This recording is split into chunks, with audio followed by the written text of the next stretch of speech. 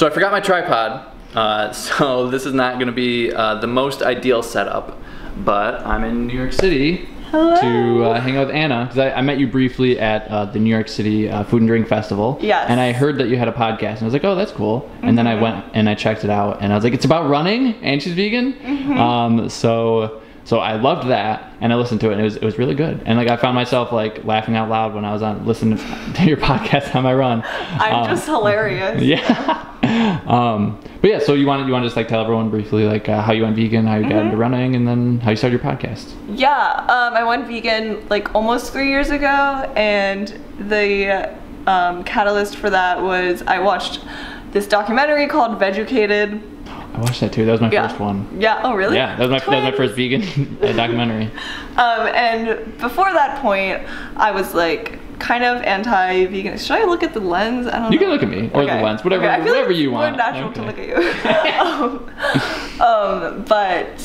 Yeah, I just like I never considered going vegan, and something about that video just like clicked for me. Not video, documentary. It's just because it's about like how animals are treated in industrial farming and how kind of easy it is to be vegan, and like it also talks about the environmental impacts of it, and I think the combined like environmental aspects of it and the fact that I just like didn't realize how poorly animals were treated in factory farming kind of made me go vegan. And I was like, you know what, this is like a really easy way for me to make an impact on the world. And I think like I had one more day of eating normally and then I went vegan. Oh, you did it pretty much overnight then? Yeah, kind of, yeah. I think it took me a few months to give up seafood completely. Like, I think I was like more relaxed about that for the first few months. So you're like kind of like pescatarian-ish? Kind of. Yeah. I would like say I was vegan, but then like randomly I'd have like salmon or something if I felt like it. But it was like very rare. Yeah. And then eventually I went completely vegan. But yeah, it was a documentary, like stereotypical vegan.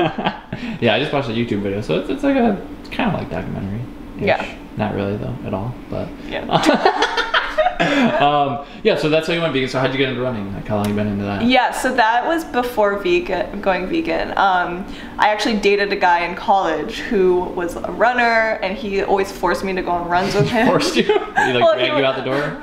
Yes, he was abusive. No, I'm kidding. Okay, so he was a runner in high school. So like when I started dating him in college, he would like asked me to go on runs with him here and there, and I always hated it because I was not fit, and when you were not fit, running kind of sucks. It's terrible.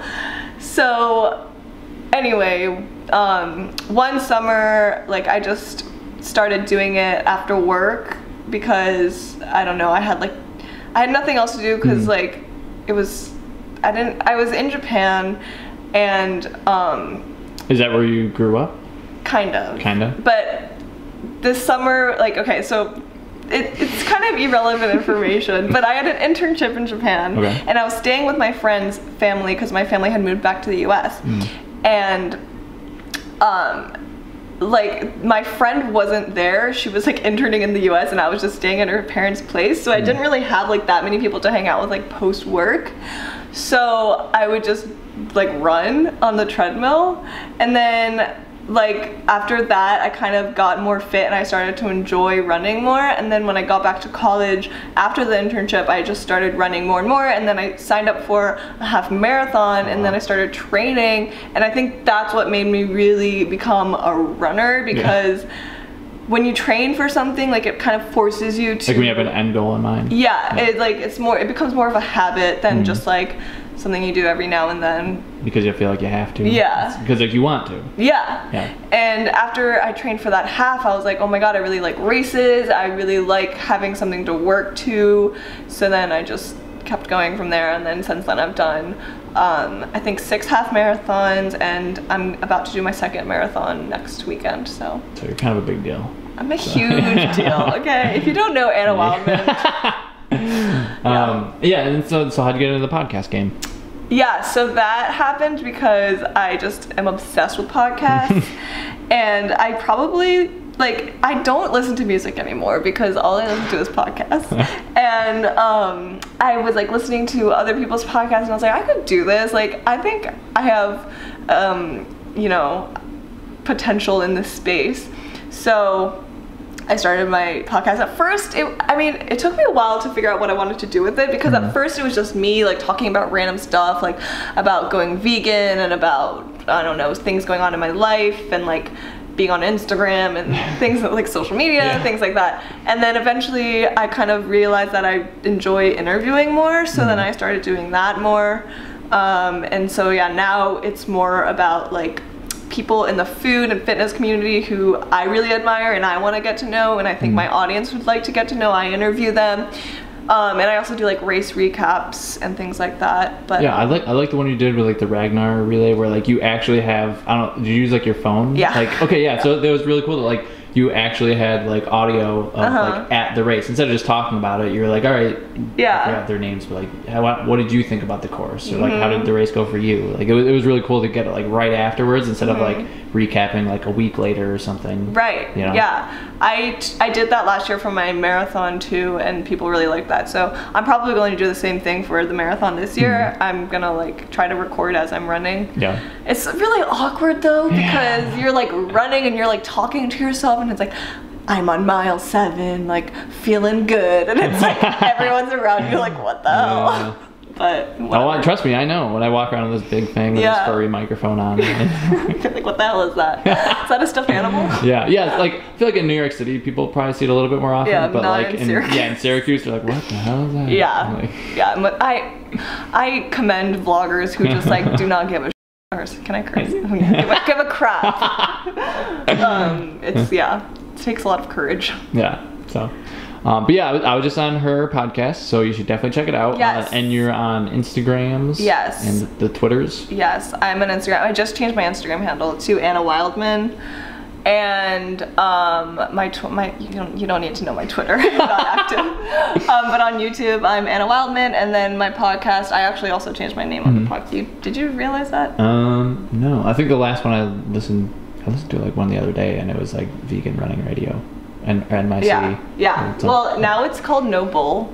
I'll tell you why. Okay. I renamed everything. So I'm moving from New York City, so that's why I changed everything. So it's like Running Vegan Radio comes from Running Vegan NYC, which was my old handle, and I feel like if once you change your Instagram handle, you kind of have to change everything else. Yeah. So that's why I changed it. But yeah, Anna Wildman on Instagram and YouTube, and then No Bull podcast.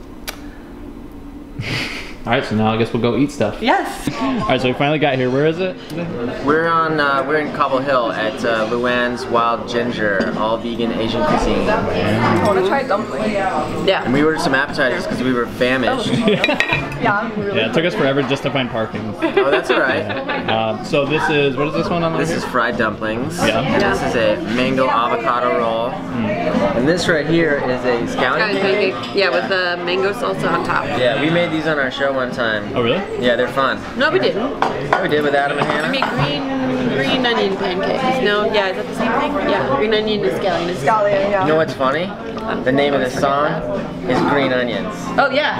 Really? Yeah. So you just kind of like hold it down. And then you just like stab it? Yes, and then stab it repeatedly until it lands on.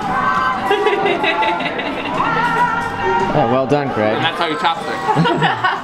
You're how old? Oh my God. 25. Allegedly. Liz got baby toes.